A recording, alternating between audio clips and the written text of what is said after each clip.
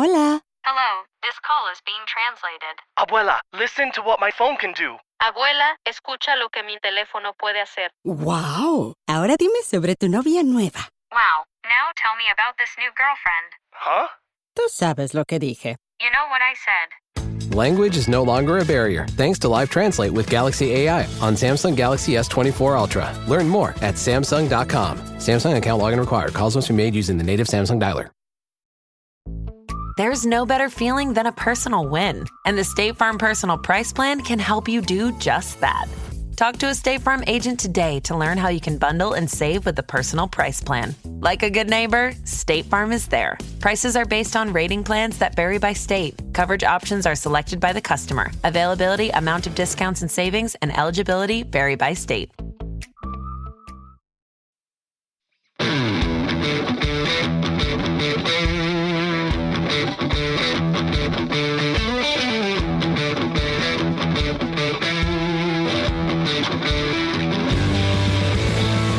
Welcome to the Fantasy Footballers DFS and Betting Podcast with your hosts, Kyle Borganoni and Matthew Betz.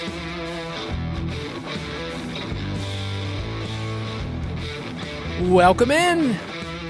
It's Friday, June 7th on the Fantasy Footballers DFS and Betting Podcast. I'm your host, Kyle Borganoni, and I am joined, as always, by Matthew. Hey, let's just try this thing again, Betz. Take two, Kyle. We're here. You and I have done a lot of shows together. And A lot. I would say you're a pro's pro. I mean, the transitions, when to hit the drops, when to kind of let your co-host speak, when to jump in. You've got it nailed, Kyle. But this is the first episode we've actually had to restart and completely start over because for some reason you forgot how to talk in the first try. Forgot everything. Which was just great. But here we are, man. It's Friday. It's actually my twin daughter's birthday today. Shout out to them. They are 2. It's been a long 2 years, but they're the best thing that has ever happened to me. Happy birthday to the girls, and then happy birthday to my son Houston, who turns 8 on Saturday. So yeah, this is an important time for us as parents to come through to do it big. Are you guys doing a gathering? We did last weekend. It was great. We actually have my nephew's birthday party tomorrow, so we'll be going to that. And we're celebrating with the girls again, just as a family with the 4 of us. But they're wild, man. I mean, think about like where they were a year ago to where they are now. It's just crazy. What do you guys have planned this weekend? We're doing a pool party, which if you look back at every single photo of myself as a child, 1, I look almost exactly like how Houston does. But 2, that's what I did. I was a summer birthday, had a pool party, had everyone over. And he has no idea what he's going to get. I thought about teasing on the podcast, but he's plugged in. Obviously. He's probably listening right now. So yeah, it's a good little weekend for us. Summer's here and summer of best ball. So we'll be talking best ball stacking and everything with stacking, including some data that you and I have been throwing in about running backs and how to make sure that you add those in to your team stacks. We're not just talking about quarterbacks here. I've also got some data where we're going to talk about some DFS concepts because in DFS, we talk about stacking in 1 week. In best ball, we're talking about stacking over and over and over again, the same set for 17 weeks straight, and you have to think about that a little differently. So it'll be a good episode, but I did want to make sure at the very top, I mentioned this big mama article that just came out. It is the 2024 playoff matchups and stacks for the win is an article that you and I put out together that is only for people that have the UDK Plus, have the DFS Pass, and we went through all 32 teams. And like real dummies, decided to look at, something that's going to happen, 5-6 months down the road and tell you what's going to happen. So yeah, give a little plug for that article because it's a beef. It's a beef. It's beefy. It's a beef. It just happened. Oh my goodness. I mean, I don't even know what to say after that. It is a beefy article. It's a lot of words.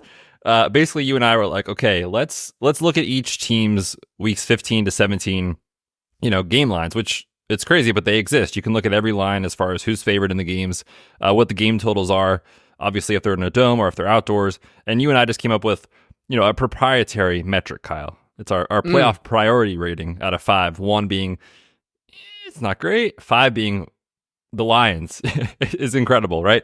And you look at the game environments, the team they play, just is there shootout potential or not? And it's always fun. Like, I love kind of thinking about like, well, if I get here, like, how is my team looking week 15, 16, 17? But we do need to pump the brakes. And remember, it's like the last thing on the priority list, right? Like we talked about that before with week 17. Yes. It's like, you got to have roster construction in place. You've got to have team stacks, which we're going to talk about today, in place. You got to have, good ADP values, so to speak, in place. Like, you got to do the other stuff first. But if you get there and you're trying to maximize your chances of winning $1 million or whatever contest you're playing in, then it does matter. So yeah, check it out. It's in the UDK Plus. You have pinned that at the top of Best Ball Primer, which makes everything easy to find now for all of our best ball articles. Yes. And when we look at certain offenses, we're like, I don't know, the Giants, the Patriots, and we're looking at those teams, it's like, hey, the reason why we're not, valuing that much is just pure touchdowns. Best ball comes down to touchdowns and what you can get. Also, I really think that my new task for the day is to casually slide in the phrase, it's a beef, with my family and just see. So that's what I ask you to do. If you want to do something for the show, leave us a review. That would be really helpful. But make sure to somebody in your family and just give no response, no context, no nothing. Just slide it in if they're asking for a comment on something. Oh yeah, it's a beef. That might have been an all-timer there, Kyle.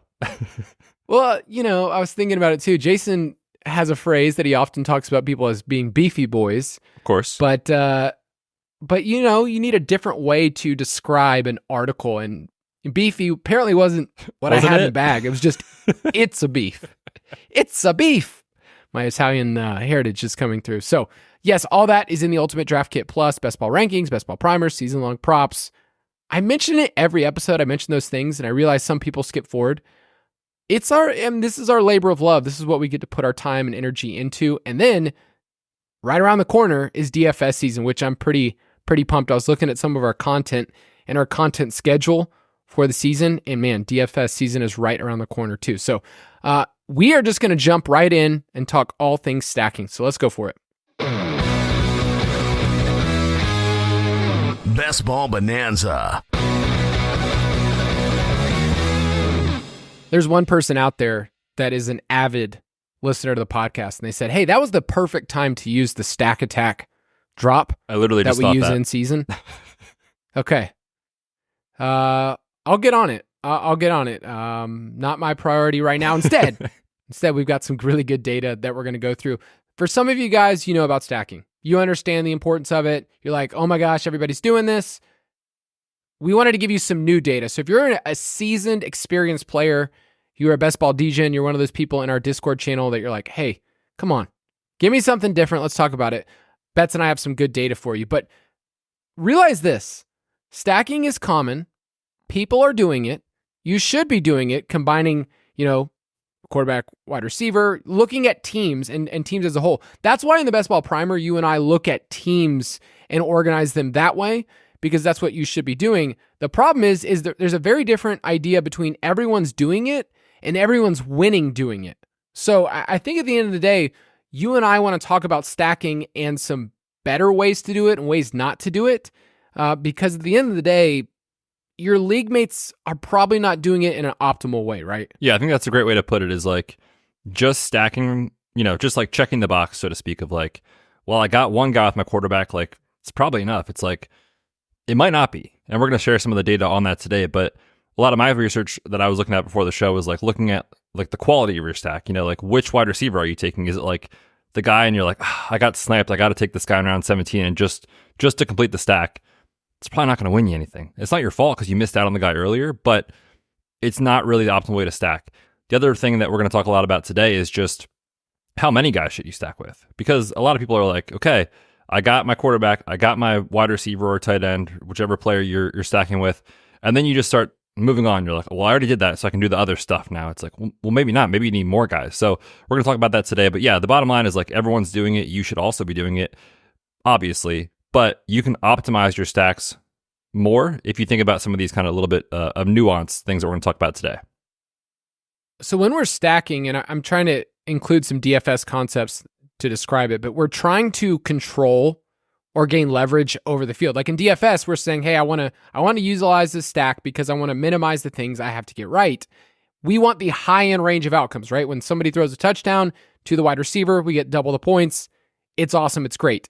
And we're using that against our opponents. In DFS, we're saying this team is going to outscore everybody else this week. This is the team that you need, and you have to factor in salary. For best ball, we're doing 1 week at a time for 17 weeks, and there's an opportunity cost. Like, okay, I took this player in this round, and this is what it's going to cost me. Or I reached 2 rounds because they said stacking was great, and I missed a lot of other players where we've talked over and over again. Reaching on ADP more than a round is killing your advance rate.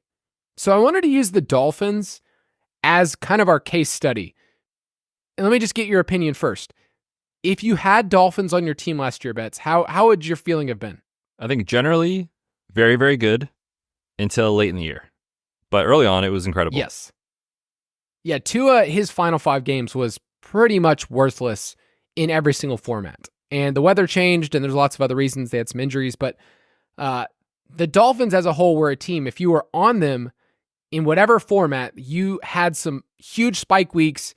Tyreek Hill, at the 4th pick was arguably one of the best players you could have in best ball. The volume was there. The spike weeks were there. They were awesome.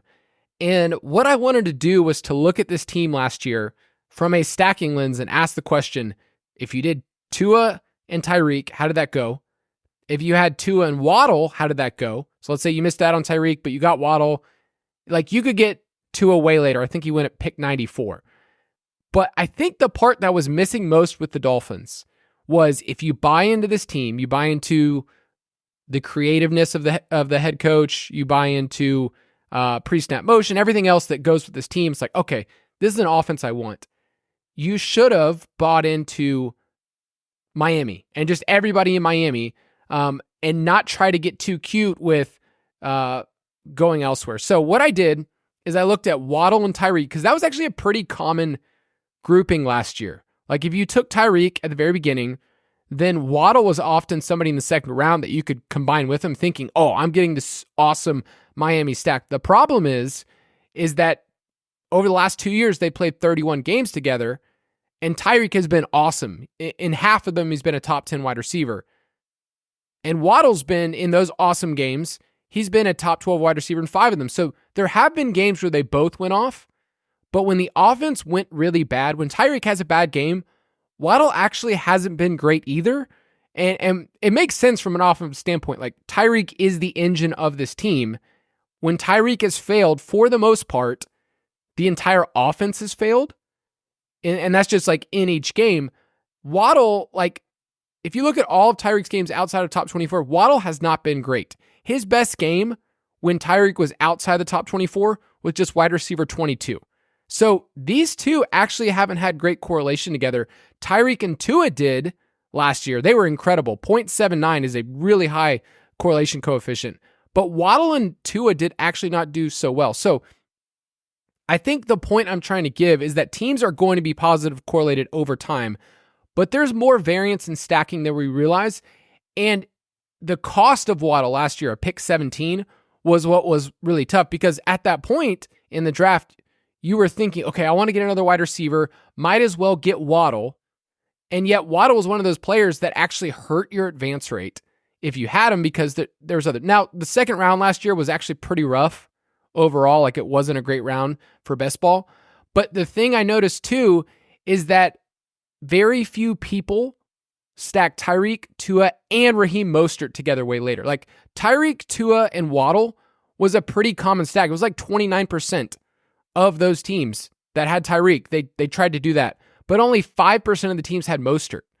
So my biggest takeaway when looking at this team, and that's just one case study, is that we often get set on one stack and we forget to realize about the team, because the Dolphins rolled as a team, but if you only looked at them through the Tua, Waddle, and Tyreek lens, you probably missed out. Yeah, I think that's just a really good way to put it, is like, you're betting on this team, whether it's, just Tyreek and Tua or other guys. Like, you're just betting on the Dolphins, period. Once you take a couple other guys, you're betting on the offense. And if that offense does not do well, the team's dead. And that's just kind of the reality of drafting a portfolio. However, if that team hits, it's probably that they win 10 games. They score a bunch of touchdowns. And it's not just those two guys that are part of the equation. it's the running backs. It might be a third wide receiver if there's an injury. It might be a tight end in the right offense. I think that's a really big point, is that when you think about stacking, we talked a little bit about this, I think, with an Anthony Richardson stack on a recent show. Maybe it was last week or the week before. Someone was kind of questioning, it's like, well, do you even really want Jonathan Taylor with Anthony Richardson? In theory, if I'm showing up in, week 15 DFS, I'm probably not playing those guys together. But on the course of the entire season, like if the Colts roll, those guys are all going to be important to your team. So I think the bottom line here, just from like a top level perspective, without getting too much into data, is like, I don't think people are considering the running back as part of the stack enough, or they're checking the box and saying, I got one guy, I got the pass catcher, I'm just going to move on and I'm not really thinking about it. It's like, you should probably take someone else, especially if they're late. That's the key, is like, if they're late, tack them on. Because the issue with the Waddle pick from last year, and really it wasn't just Waddle, like Devonta Smith plus Jalen Hurts plus AJ Brown, we talked about that last year. It was like, man, these guys are all going in the top 3 rounds. Like, they have to be incredible to pay this off, and they weren't, especially down the stretch. Same thing with the Bengals, right? Now they got injured, and so that was a whole different thing. But like T. Higgins for a while was going right where Waddle went. Jamar Chase was a top 5 pick. Joe Burrow was in round 5. Like the stacks that are those premiums, like the offenses are probably going to be pretty good. They're going there for a reason.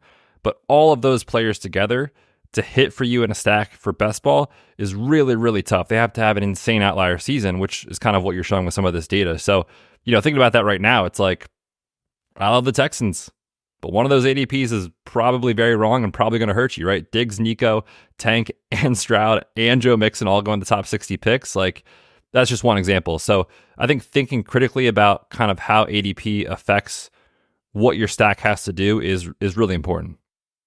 Yes, and in this example, Mostert was going 152nd overall last year. Right. So it helps when you think about advance rates, because teams that drafted Mostert weren't depending on him to be anything more than, I don't know, running back 4, and yet he ends up being RB2 overall in the season. If you had Tyreek, Tua, and Mostert, your advance rate last year was 70%.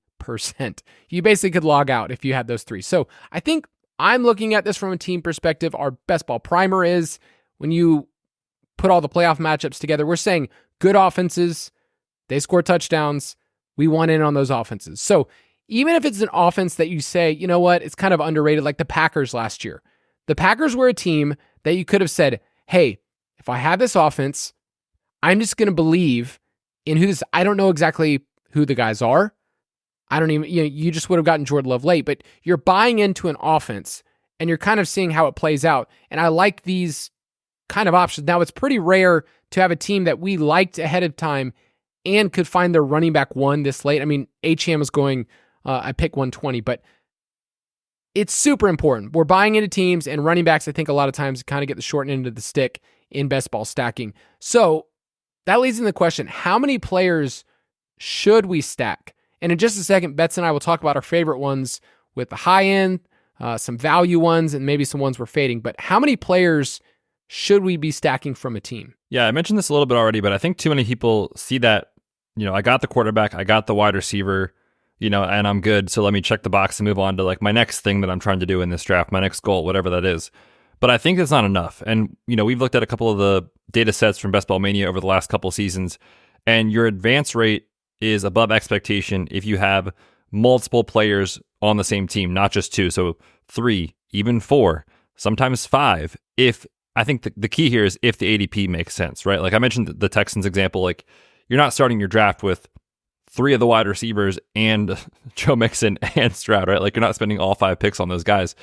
But if you can get, 3, 4, 5, especially if they have some later ADP pieces, that really has been shown to be optimal more than just quarterback, wide receiver, and move on. So that's one area where I think there is an edge, is not a lot of the field is doing it, or not enough of the field rather is doing it, where you do need probably either a double stack, like we just talked about, include the running back, tackle on the tight end. Like, just think about it from a top level. Let's make it easy. If this quarterback does well, if this team does well, he's bringing more guys with him, right? So let's add an extra guy onto the stack. So I think 3 to 5 is the sweet spot. You can overstack. I wouldn't go beyond that. But I think 3 to 5 is kind of right where you want to live.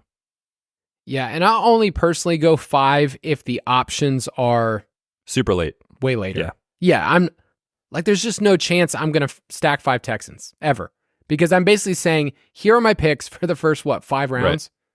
That's what it feels like. So I'm looking at teams that are value, and you can find those, our stackability metrics, that have a guy late. So the Cardinals have been a team that I can tack on Zay Jones late. I got a running back. I got Marv or Trey McBride. I got Kyler Murray, and I look up, it's like, oh, I have 4 players from this team, and I didn't have to reach. That's a great example. It kind of like sets up nicely. Yeah, So, I like that one too, because like you think about it, it's like, okay, Marv's a somewhat premium, or not somewhat, he is a premium pick. If you get McBride, okay, that's not a terrible ADP cost to get those two together. Kyler's going late enough that it doesn't break the bank, and you're like, you know what? Here I am in round 17, like, yeah, sure, why not throw Zay Jones on there? Because I'm betting on Kyler anyway. If Zay Jones gives you a few spike weeks, and especially throughout the season, but in the playoffs, it's like that matters, right? So that's a great example. Is like tack that guy on late, or you could take the better player in Greg Dortch in round 18. But tack on another guy late. It just makes so much sense, and the data really does show that. all right, honest question. How many times have you drafted Greg Dortch this year? Oh, more than you want to know, buddy. Okay, I haven't drafted him at all. I mean, Kyle, if you're ready to get burned, just let me know, because it's going to happen. If he's $3,000 on DK, sign me up. Oh, there's going to be at least 3 weeks where it's like, dude, 3,200 is not bad. Marv's out with the hamstring injury. Like, he's good when he gets an opportunity. He produces. I'm telling you. You can get him in round 20 right now on DK, which is super fun. I've done that a bunch. I love that you are committed to it. I don't even think it's a bit. Like, I actually think Just that look at you like Greg when he Dortch. plays, he produces. That's all I'm saying. He produces targets that don't matter. Okay, buddy. We'll talk about this off air. Okay. I'm usually the one that goes out on a limb for players that are just irrelevant. I mean, Greg Dortch will not be in the league in 3 years. Maybe. You want to do it? Let's do a water bet on that. You want In 3 years? Give me 2.5. Yeah, 2.5 is fine. So this year, next year, and the question will be 2026. And I'm taking the under, and you're taking the over. Yeah. Okay. No. Okay. We'll set some parameters on it. Let's take a quick break, and we'll get our team to figure it out.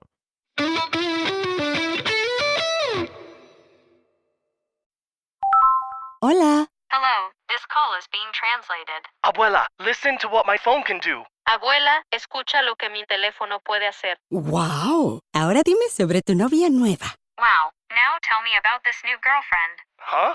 Tú sabes lo que dije. You know what I said. Language is no longer a barrier thanks to Live Translate with Galaxy AI on Samsung Galaxy S24 Ultra. Learn more at Samsung.com. Samsung account login required. Calls must be made using the native Samsung dialer. Ryan Reynolds here from Mint Mobile. With the price of just about everything going up during inflation, we thought we'd bring our prices down. So to help us, we brought in a reverse auctioneer, which is apparently a thing. Mint Mobile Unlimited Premium Wireless. How to get 30, 30, bit to get 30, bit to get 20, 20, 20, bit to get 20, 20, bit to get 15, 15, 15, 15, just $15 a month? Sold! Give it a try at mintmobile.com/switch. $45 up front for 3 months plus taxes and fees. Promo rate for new customers for limited time. Unlimited more than 40 gigabytes per month. Slows full terms at mintmobile.com. All right, we talked to our team, and we have figured out nothing because that break actually is not a very long break for us. Also, our team is just us. We are the team. Right now. I don't know what people think about how our podcasts work. I mean, it used to be when I was in the studio in Arizona, we'd have the production team and everything else. But this is Betz and I doing our thing, putting in the reps, the off-season reps so we can be ready for DFS. And here we are talking Greg Dortch. Let's keep talking about how many players we're stacking and kind of asking the question about wide receivers. Ideally, I'd like the wide receiver 1 for a team. That's just me. Call me crazy. But give me some numbers about stacking the wide receiver 1 versus the wide receiver 2 and 3 and what we should be doing. I'll give you some numbers, Kyle. I was able to pull this up during our break. When Greg Dortch has seen 5+ targets in his career, which is 9 games, he has averaged 14.5 PPR points per game. Now, on to the more important task at hand. Yeah, this is not rocket science, obviously. It's like, just think of an example. If you're stacking the Bengals and you're like, okay, I'm betting on Burrow, this offense is going to bounce back after their injuries last year, they're going to be great. Well, yeah, obviously the stack is more likely to hit if it's Jamar Chase. It's not really going to hit most likely if it's Joe Burrow and, Jermaine Burton. Obviously, right? It's not rocket science. You're thinking about... Because he's not good. Well, the jury's out on that. He's not Greg Dortch, but he might be okay. But the jury, the data does show, like, obviously the stack quality matters a ton. And we're not breaking any news. That's very, very clear. So what I'm thinking about when I see this data is like, you're seeing, in 2022, it was a 19.2 advance rate. If you're able to stack up the QB1 and the wide receiver 1, versus in 2023, that was up at 21.4%. So it's obviously a positive EV move, and the semifinals advance rate, the finals advance rate, they're all better compared to, a team like I said, if you do the QB1, the wide receiver 3, it actually hurts your advance rate. Last year it was 14.9, below expectation. So it's not rocket science, but you want to think about the quality. So when I'm thinking about that in drafts and how to apply it, there's often times where like I'm on the clock and there's certain ranges where it's like, I don't know, maybe the Chiefs are a good example. If you miss out on, one of the guys that are there, Worthy or Hollywood, whoever you think the top option is going to be, and you're like, you know what, I'll figure it out later. I'm going to grab Rashee Rice. I know I will. I'll take Mahomes anyway. And you miss out on Rashee Rice. Like, that team is dead, right? Like, you don't have the top stacking option, no matter who you think it is. You can't just tack on a Mecole Hardman later and it'll work out, obviously. So when I'm on the clock, I'm almost trying to prioritize, if ADP allows it, the pass catcher first, and say, yes. I hope my draft room doesn't snipe me here, and if they do, whatever, I'll move on and find a new stack. But I'm going to take that guy first, and then hope the quarterback falls, because if you take the quarterback and you don't get one of the top stacking options, the advance rate really will hurt you. So I'm thinking about that more now than I ever really have after doing some of this research. Yeah, and this year you think about the elite quarterbacks. Before it was always like, okay, if we get Josh Allen, we're thinking Diggs, and Diggs goes ahead of him. This year, it's very different where you're like, okay, well, I'm taking Allen first, hoping that Dalton Kincaid is on my roster, or you get Keon Coleman, or if you're wrong about Keon Coleman, it's Curtis Samuel. If you're wrong about Curtis Samuel, it's Khalil Shakir. So the Bills are actually kind of hard this year based on this data of saying like, hey, you want to solidify who the wide receiver 1 is. Now, there's so many different opinions about that wide receiver room. Some people are saying Keon Coleman is going to crush, and maybe he will. And at his ADP, that's amazing. There's also a chance that none of them are the answer, and it's just kind of spread around. You saw that with the offense in the second half with Joe Brady at OC. So that team scares me. The Chiefs, I mentioned them last week because I like where Kelsey and Mahomes go. But yeah, if you're in that situation where you're guessing with the wide receiver and you're guessing who it is, like, you could easily get this wrong. So to me, I'm prioritizing teams where I have the wide receiver 1 first, and then I'm able to get the quarterback. And this year I found myself not taking as many elite quarterbacks. Like, for instance, like the Ravens. I haven't been taking Zay Flowers. He was my fade last week. He's just not a player that I have a lot. I have a hard time because people are all trying to get Lamar and Andrews together, and Flowers, they're all kind of going in the same range. So I don't know, like Hurts is the only elite quarterback that I've been taking a lot. Yeah, it's because he goes right after, his guys, right? That makes sense. But yeah, I think the Ravens are a really good example. Like, whether or not you agree or disagree on the Zay Flowers, just like player take, if you're buying into the Ravens and you want Lamar exposure and, you miss out on Zay, like, sure, it doesn't feel comfortable to take Mark Andrews like 45th overall instead of 52nd because of his ADP. But it's like, you know what? Maybe I will reach just a little bit. Don't reach 15 spots, reach 3 or 4 spots. It's fine. And say, look, I'm going to grab Andrews. I'm going to challenge whoever's in my draft room to take Lamar unstacked. And if they do, whatever, I'll move on. But you're basically like forcing the draft room. You're kind of like manipulating the room to say like, look, let Lamar fall. You don't have his guy. And you're more likely to hit on a meaningful stack for you that matters, not just across the entire season, but across the best ball playoffs, which is really what we care about a lot. So I do think it's kind of, like I said, shifted my way of thinking when I'm in draft rooms. Sometimes we're like, I used to be so tied to ADP, and it's like, well, now seeing some of this data, it's like, sure, I'll sacrifice 5 spots of ADP. It doesn't really matter that much, obviously, to make sure you get that top pass catcher if you are going for a stack. Yeah. And I'm looking at how a lot of my teams have lined up. You see some of the wide receivers that you take and you go, well, I like where this quarterback is going. Like I like where, if you do take Tyreek or Waddle, like Tua sets up great. You're not having to sacrifice as much early on, and you're totally fine. So think about that. Think about where players are going. Our ADP tool in the Best Ball Primer actually shows like, oh, here's the quarterback, and you can kind of see, here's the wide receivers that are stacked with them, and what does it cost you? Any other thoughts about running backs and just adding on additional stacking partners? Because in the playoffs, I'm trying to build a super team that is resilient that somehow made it through. My running backs somehow are alive. But I'm looking for teams that are just go on a run. And with our playoff schedules, like this is set up well for this team to be in a shootout environment. So any other thoughts? Because like the Lions are a team I'll talk about in a second. I love the Lions. I love the indoor games. I love the totals. If you miss Amon-Ra, it's like, okay, well, I'm not going to get him. Laporta, I hate where he goes. And Gibbs is expensive too. So it's like, I want this team. I want to buy into this team. I like Jared Goff where he goes. And yet, like, I'm missing out if I don't like get some of those guys. And yet, Dave Montgomery feels like an easy piece to add on, as opposed to just saying, I'm going to get Laporta, Amon-Ra, and Gibbs, and there's all my picks. Yeah, which is almost impossible to do with the ADP landscape. Right. Like, if there's a team that exists with Amon-Ra and Gibbs, that's probably like, what, 1% chance based off ADP of that actually happening. But if you can do it, that would be really fun. Yeah, and a lot of the data that I was looking at from last year, I picked kind of two data sets. It's like the wide receiver one, the quarterback one, which is what we're all shooting for. But if you add on just the RB1 or the RB2 in ADP, it doesn't really matter. The advance rate was skyrocketing last year. 23.7% advance rate was incredible for the RB1.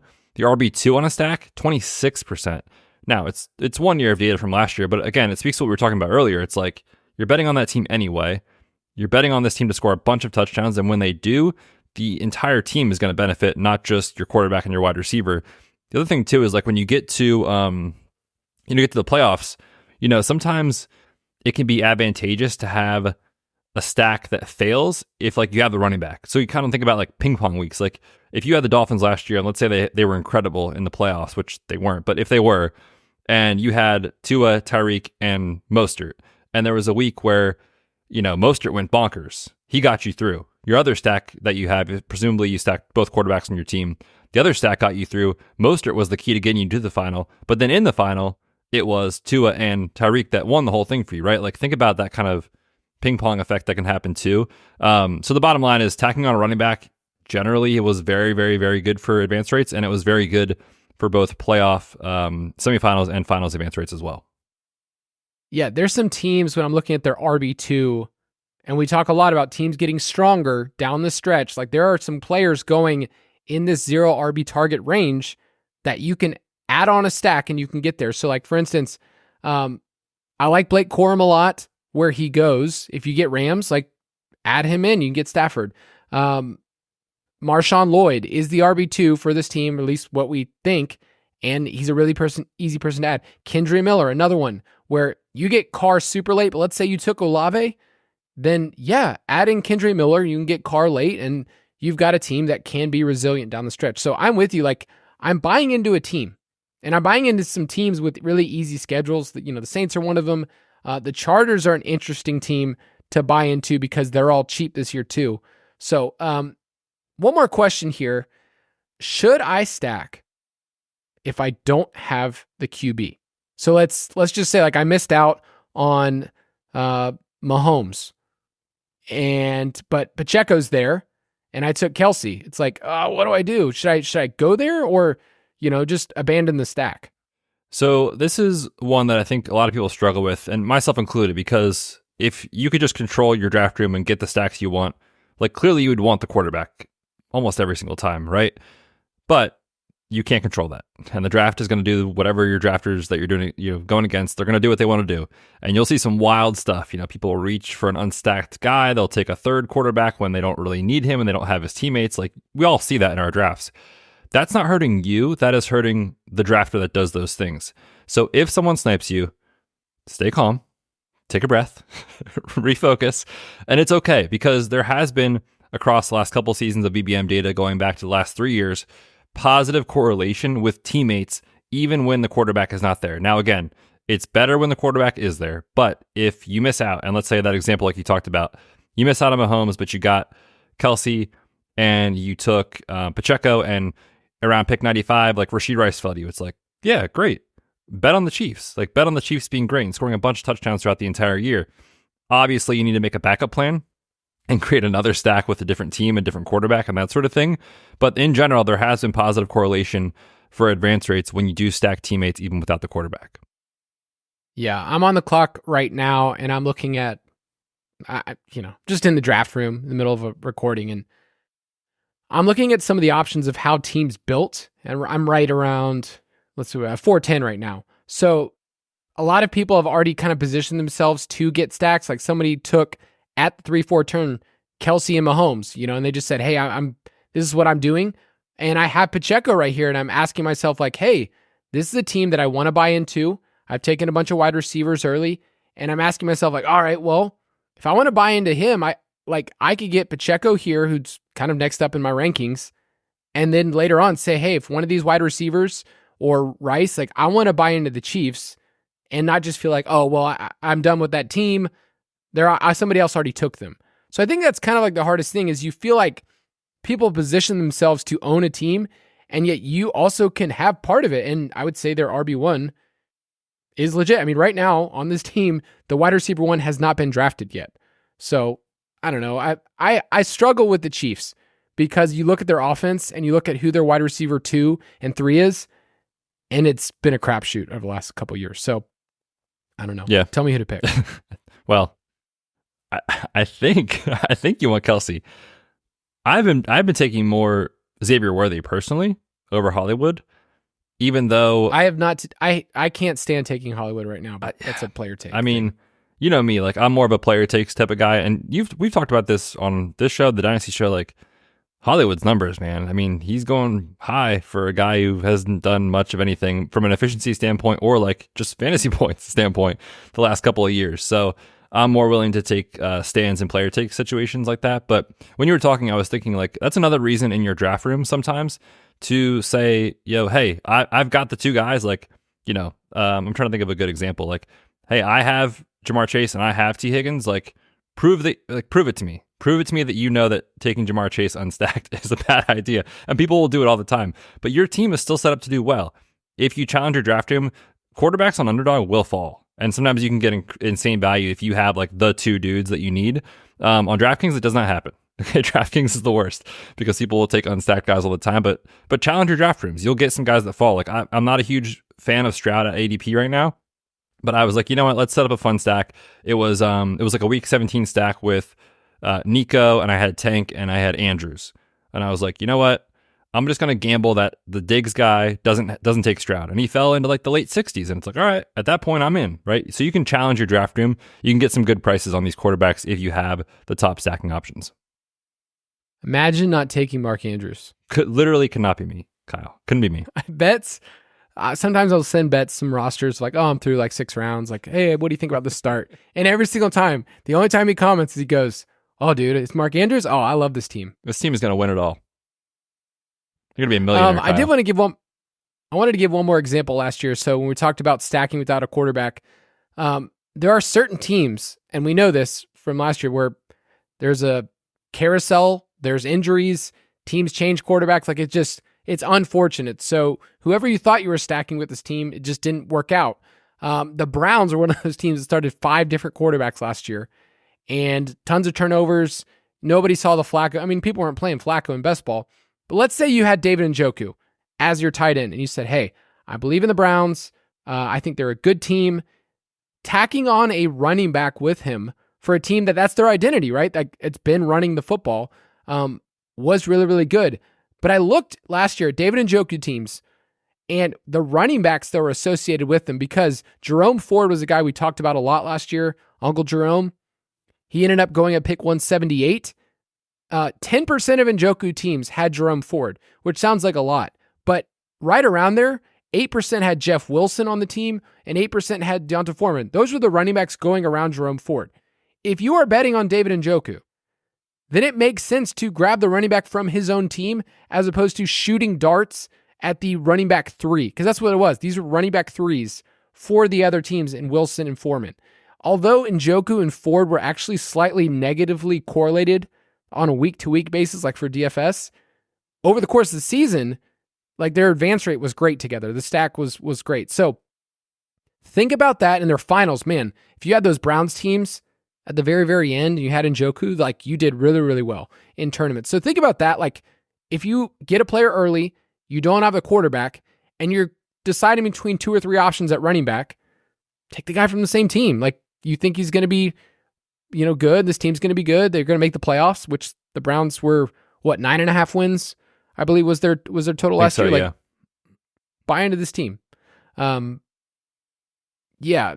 Any last thoughts on running back? Because I feel like that's been my big takeaway from this episode is like, I want to make sure I'm adding in running backs in the mix. Yeah, I think just simplistic way of thinking, like you're betting on this player you took, these couple guys you took, this quarterback you took.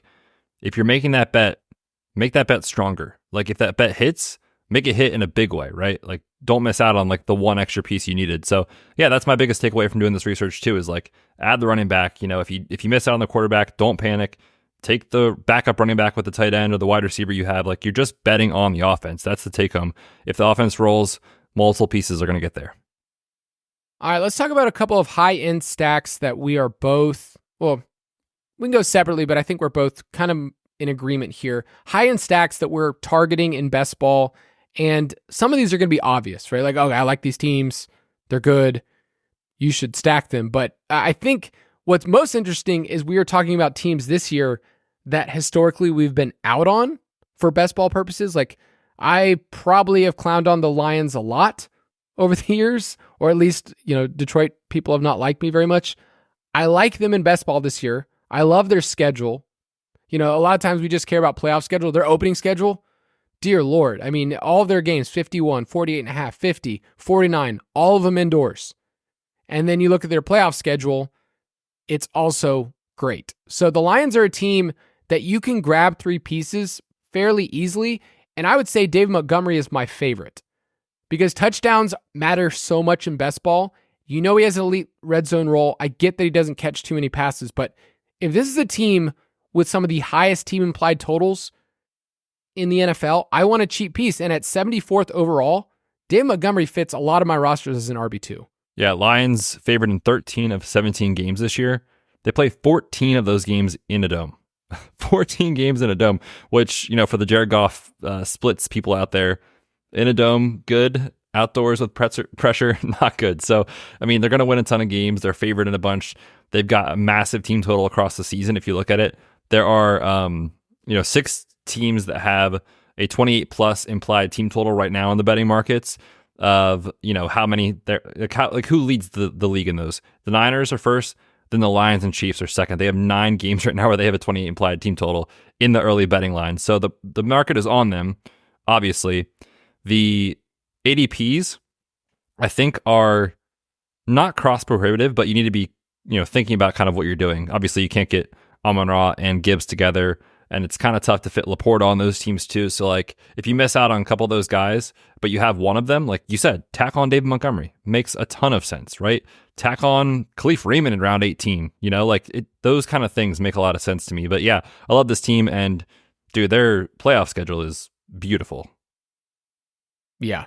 I just think this is a team that you can easily, if you get an elite piece, let's say you get Amon-Ra or Gibbs, you start your draft that way, you can easily add in Montgomery, and then Goff on the back end, is very easy to make happen. We've talked about Jameson Williams, I feel like, on so many different shows, Dynasty Show.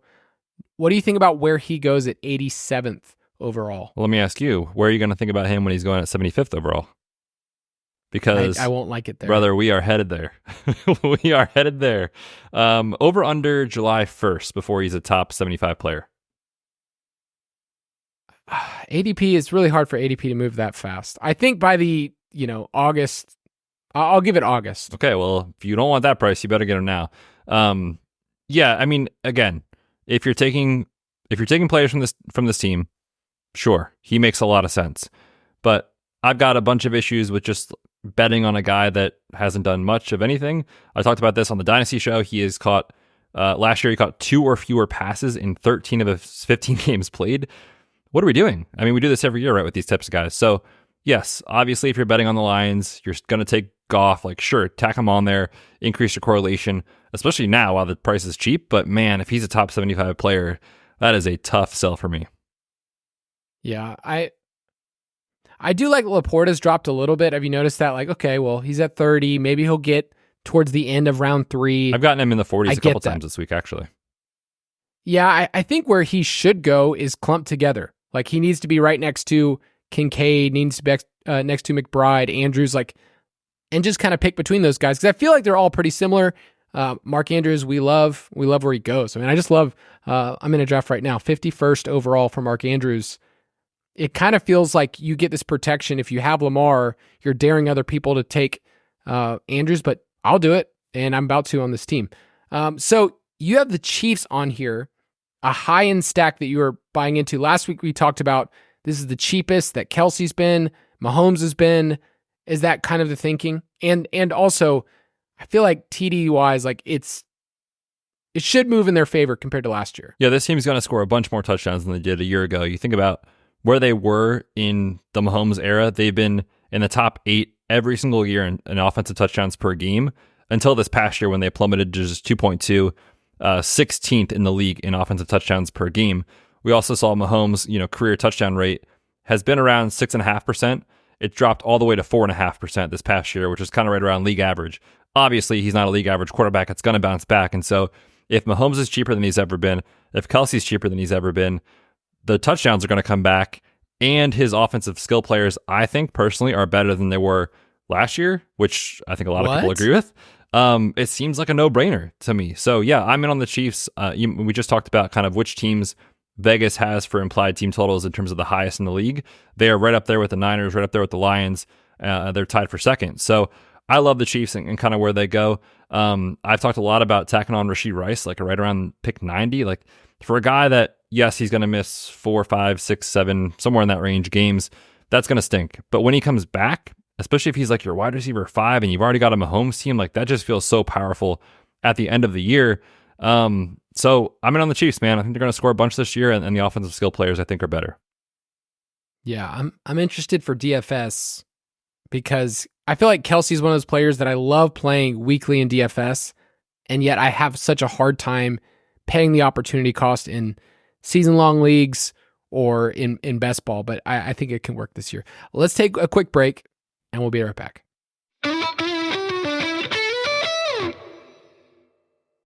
Why is it that with sparkling water, I'm always playing guessing games with what flavor I'm drinking? Is it citrus? Is it aluminum can flavored? Not sure. Sparkling ice, though, they really mean flavor. Like in-your-face flavor. Orange mango, black raspberry. Don't even get me started on the strawberry lemonade. Kiwi Strawberry slid right into my taste buds DMs last night and let them know who's boss. No subtleties there, and no sugar either. But it does have vitamins and antioxidants. Find sparkling ice at a major grocery store or club retailer near you. Sparkling ice. Anything but subtle. Get the champagne ready. The NBA Finals are here. Welcome to the NBA Finals. Let's raise our glasses and our rings to the 2 phenomenal teams left standing. My goodness! Here's to high-stakes action, to thrilling moments we can't miss. He ties the game at the buzzer! And to crowning our next champion. Here's a toast to the NBA Finals. The 2024 NBA Finals, presented by YouTube TV, begin Thursday, June 6th on ABC. Value stacks is what we're going to talk about here. Like, a little 4-for-4 menu kind of stuff from Wendy's. I'm going to talk about the Jaguars. I've talked about them a couple of different times, and I've talked about Trevor Lawrence, which are you, I can't tell if you're just kind of listening to me talk about Trevor Lawrence and you go, oh, that's nice. Yeah, he could definitely bounce back. But are you drafting him at all? Yeah, sure, Kyle. Whatever you say. Sounds good. No, I am. I'm with you. I think it makes a lot of sense, especially considering where he was last year, right? Like in the 7th or 8th round. Now he frequently falls, and his wide receiver 1, Christian Kirk, doesn't really go until about pick 50. So when you think about not having to pay a premium for a team that, let's be honest, if Houston regresses a little bit, they could win this division. They could win 10 games. No one would be, I think, absolutely shocked by that. And they've got a pretty juicy playoff schedule on top of it. So I'm with you. I definitely like the Jags, especially if you're getting them as your second stack. It sets up really nicely. Yeah, I have a hard time figuring out Brian Thomas and Gabe Davis if they're just shots in the dark. Thomas is going fairly high for a player that we've talked about his profile a lot, but you can get 2-3 pieces easily from this team and go from there. So I like the Jaguars I don't need this team to be my primary stack. Trevor Lawrence is a QB2 for rosters that I have where I've built out my studs. I've taken my elite wide receiver 1. Let's say, I've taken Jamar Chase and I grabbed Burrow, or I took, somebody else that I like. Kyler was my other, QB1. Like Kyler and Lawrence together, I feel great. I can move on from there. So week 17 against the Titans is so interesting to me. At the 46 total, the Titans are a team that's a wild card this year. So I like that combination. And I'm finding that there's valuable players from the Titans too. Like Spears is on our 0 RB targets list where I can get him and kind of get a stack there. So Jaguars are a team I am into. Yeah, I like it. I'm going to throw out a team that might make you vomit. It is the Cleveland Browns. And man, when you look at you look at the primer, you look at the ADP report and kind of where these teams go in terms of their stackability, there's one guy going early. That is Amari Cooper. But when you look at the ADP landscape, when you think about, okay, Underdog is so wide receiver heavy, everybody gets pushed up. Amari Cooper kind of just goes where he goes, right? It's kind of like the no man's land. Like no one's that excited to click the button on him, yet dude was great last year. 2.21 yards per route run last year, was 15th among all wide receivers who saw at least 50 targets. He was awesome. David Njoku, now this was with Joe Flacco, caveat, but he's coming off career highs in yards per route run, yards after the catch per reception. He was third in missed tackles forced per catch, third in expected fantasy points per route run. Like David Njoku was great last year, yet he goes a little bit later. And then you think about, okay, we've got the Nick Chubb question mark situation. That is keeping, I'll tell you where I am. I'm not taking Nick Chubb, but that is keeping Jerome Ford very, very affordable. You can get Deshaun Watson dirt cheap, which no one wants to hear. But look, Deshaun Watson from a real life standpoint, I think has been abysmal. But he's averaging 5.6 rush attempts per game since he's been the Cleveland Browns starter. And in his 5 healthy starts last year, so not including like that weird Colts game where he left after like 2 drives, he was the quarterback 5, 27, 10, 8, and 14. That seems pretty good if you're getting him at 160th overall or something like that. So you just have so many outs for like this to be a value stack for a team that the market is sort of on. Like their over 8.5 wins on DK is minus 130. So this team has a path to 9+ wins. If they win 9, 10, 11 games, these pieces are getting there, right, for fantasy. So I like them as a secondary stack. I think they're pretty good value right now. I agree, and it pains me to say that because I kind of look at this team as like, I don't really want to buy into them. I get certain pieces. We have not been taking Nick Chubb. I mean, he's buried in our rankings. I trust your injury stuff, and then him even coming out and say, hey, I don't have a timeline right now is not great. Deshaun Watson, yeah, as a runner, if you knew you were getting a runner, what'd you say, 5.6 rush attempts? That's incredible. That's like top 10 per game type pace if you stay there. So my question is, are you stacking Judy? Elijah Moore feels like the worst pick I could possibly make. Like, is it basically like I started with Cooper and then I just happened to get 2 other pieces later on? Yeah, this is pretty much for me only if I take Amari Cooper, because I have a tough time seeing Watson and this team being great. If, let's say, Amari Cooper, if you don't have Amari Cooper and you're like, okay, I'm betting on Deshaun Watson and I'm betting on Jerry Jeudy to be the guy for this stack, when has that ever failed? Right? Which, by the way, I find hilarious that he gets this huge extension and then the GM gets a huge extension despite the fact that the Deshaun Watson contract looks so bad right now. But all that aside, it's for me only if I have Amari Cooper, because I think that's obviously how this stack hits. And we already talked about the data. You kind of need that top option. And Amari Cooper is very clearly the top option here. So only for me if I have Amari, but with his ADP and kind of where it's at, he's somewhat easy to get. Yeah, it's really easy to be against Deshaun Watson in a lot of different formats. And yet I just took him in a super flex startup and I go, gosh, he's so cheap. Yeah. I mean, he is so cheap right now. All right, let's talk about a couple stacks that we are fading. And I've been kind of vocal about the Buccaneers in a couple of different ways this year. They're just going a little bit higher than where I want them to be. And I look at our rankings. It's like, okay, Evans. I like Evans. I'm not against Mike Evans, but he's going 22nd overall. I have him at 25th. Rashad White, I get it. He's going 58th overall. I have him in the 60s.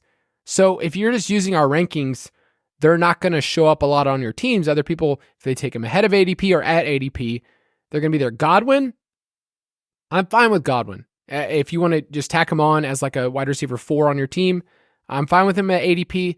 Baker, I'm fine with him at ADP, but because I'm not having as much Evans it makes sense that Baker doesn't feel like a priority. That's not a primary or even a secondary stack that I have a ton. Cade Otton, I'm always in. But then who else on this team? Well, let me just ask you, like, who else on your team would you go for? Have you ever heard of Jalen McMillan, my friend? Reportedly, he's been crushing in camp, which I know you're shocked to hear in June. That changes everything. Real quick on McMillan, I actually do kind of like him. Obviously, if you're taking someone in round 16 or 18, or if you're on DK in round 19, 20, like, this is not the area, unless you get definitive news on a player that's a smash, that you want to be like all in on. So he's part of my group that I kind of like rotate through and get a little exposure to. But when we talked about him in Dynasty, you know, his profile this past year was not incredible, but he led that Washington offense 2 years ago in receiving touchdowns. That's the same team that had Rome Odunze and Jalen Polk, and he was second on the team in receiving yards behind Rome Odunze that season. He had a little bit of injury issues this past year, so he kind of fell down the pecking order with Polk emerging, but I think he's talented, and, you know, a third-round pick on a guy like that, like, he'll have a role in the offense, and you're betting on him in round 18 to say, hey, I already took Evans, you know, I already took Baker, like, I might as well just bet on this team, is kind of how I'm using him. Or if, heaven forbid, you stack Carolina and you're like, oh, I missed out on all the guys I needed a week 17, you know, correlation partner, he's there. So I have taken some of him, but I'm not necessarily, like, you know, windmilling it in, so to speak. Yeah, I mean, just from an overall team perspective, when we're going through projections in the Ultimate Draft Kit, we're looking at team win totals. This team's going to take a step back. Yeah. I'm not trying to be dogmatic, because there's always room for every single team, but I just look at the efficiency, you look at the offensive coordinator change, you look at where they're being drafted, and I just find it to be a team that I'm not going to be on.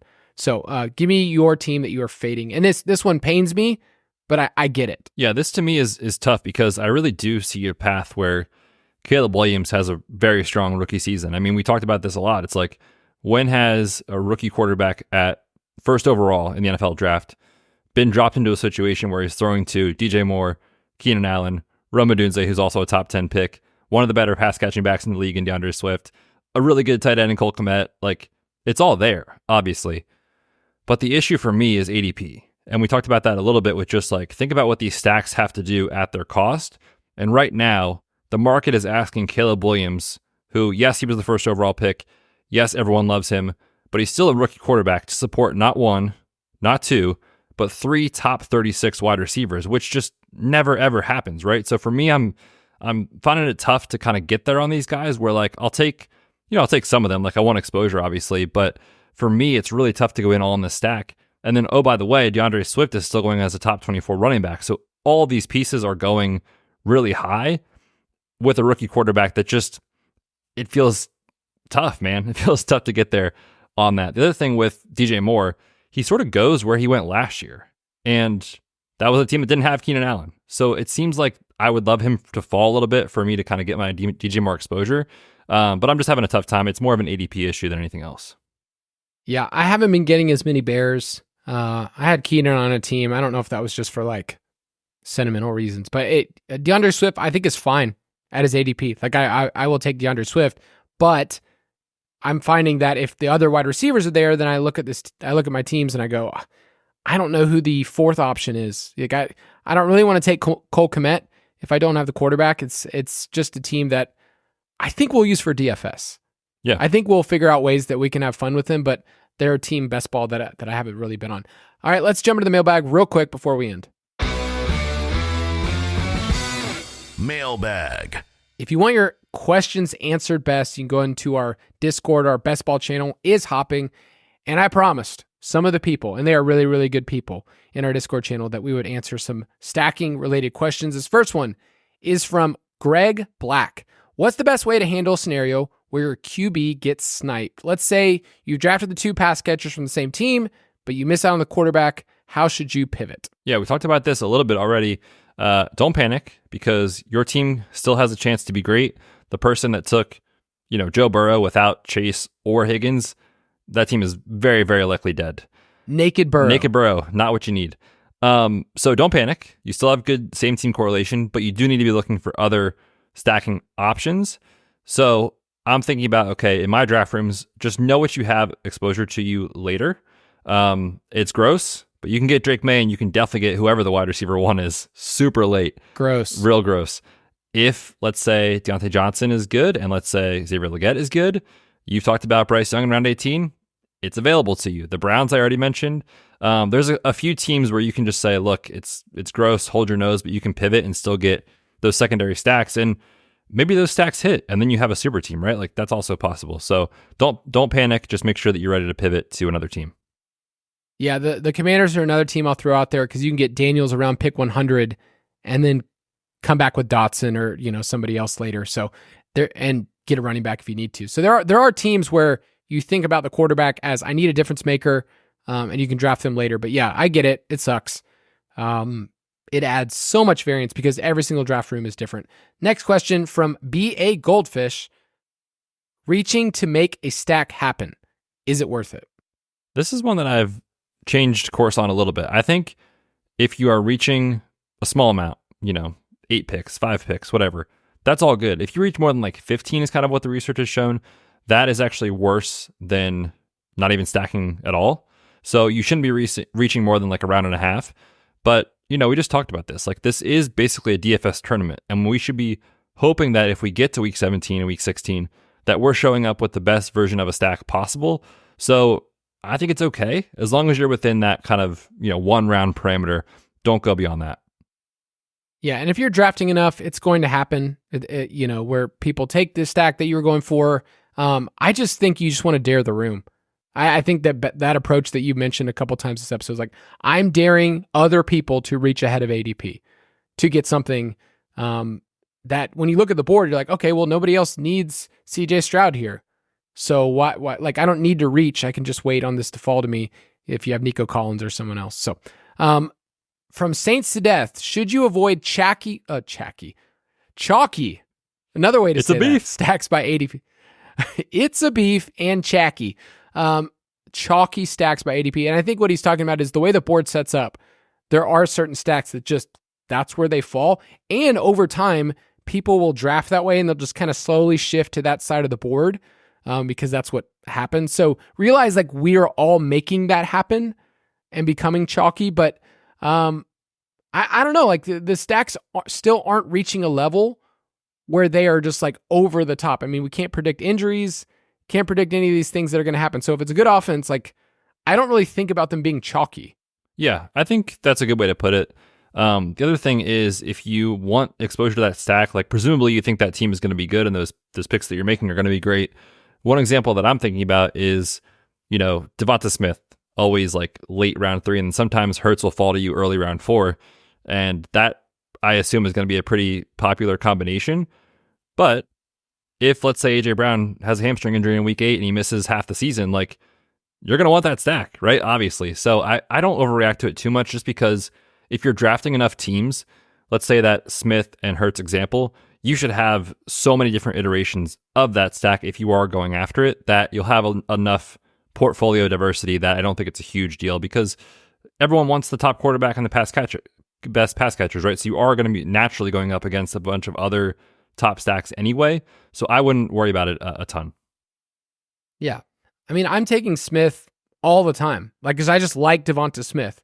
So I think people that have the stack, if they believe in Jalen Hurts and they like where he goes, like they do have a leg up on my teams, but individually it's okay to just like him. And so I don't really chalkiness in these tournaments. There's just thousands and thousands and thousands of different lineup combinations that I think at the end of the day, like if you make it all the way through, I mean, you're going for the most points here. Like I just don't really think about chalk because you're trying to advance all the way to week 15. And by then we'll find out like what was a chalky build, but by then we'll also figure out like this was the best team. This team was good. This team had a good offense, and I'm glad you bet on that team. So yeah, I don't really think about chalk too much because it doesn't really matter for the first 15 weeks or 14 weeks to me. All right, last one. Does your opinion on stacking change? It's from Samuel White based on the archetype of a player, aka stacking Anthony Richardson with Josh Downs or Alec Pierce, who made more sense. So does it change based on the archetype of the wide receiver? Yeah, I think like directionally this is accurate. When you think about, the Richardson example, it's like, well, he does have a strong arm and presumably... He throws left-handed now. Well, now he's left-handed, but back when he was right-handed coming out of college, he's got a cannon. He can push the ball downfield. He's not great at throwing short. And it's like, in theory, that's really good for Alec Pierce. The issue is it's Alec Pierce, right? So like if you start to put that projection on players that can't really do it anyway, then it gets you in trouble. I think directionally accurate, if you want to have some of those player takes and those kind of like football guy takes, I think that's fine. But to me, I'm not overthinking it. Like if I take Anthony Richardson, and I want Michael Pittman, but if I don't get Michael Pittman, I think Josh Downs, you've talked about him, you don't love him, but I think he's clearly more talented than Alec Pierce. I think there's a chance he might be a better fit than Adonai Mitchell in this offense. So my long-winded way of saying, don't overthink it. Just take the players that you want to bet on with the teams, and don't push up guys that are necessarily bad players, bad profiles, just because they quote-unquote fit what the quarterback wants to do. Yeah. I mean, I'm looking for overall touchdowns. So I think that's why the Colts, it's hard for me to see the passing touchdowns getting above 25, where you need this player. You have to have this player. But I just think there's other offenses where I just like the passing volume more. So I'm just getting more opportunities and more shots at shootouts and big moments. But maybe that's more of a take thing between Josh Downs and Alec Pierce. Have you been taking Adonai Mitchell? A little bit. He's a tough click right now. Like I think the market is just more excited about him than I am. So I'll take him when he falls, but it's pretty much only on my Richardson teams. All right, that's going to do it for us on this episode. We're going to have lots more best ball coming for you over the summer. Betz, say goodbye. Yes, sir. Good stacking episode. Obviously, now you know how to win $1.5 million. Just take the running back, add him on. It's no big deal, and it'll work out, Kyle. All right, that's how it'll work. Hope everyone has everyone has a great weekend. It's a beef. We'll see you guys next Friday. Have a great week.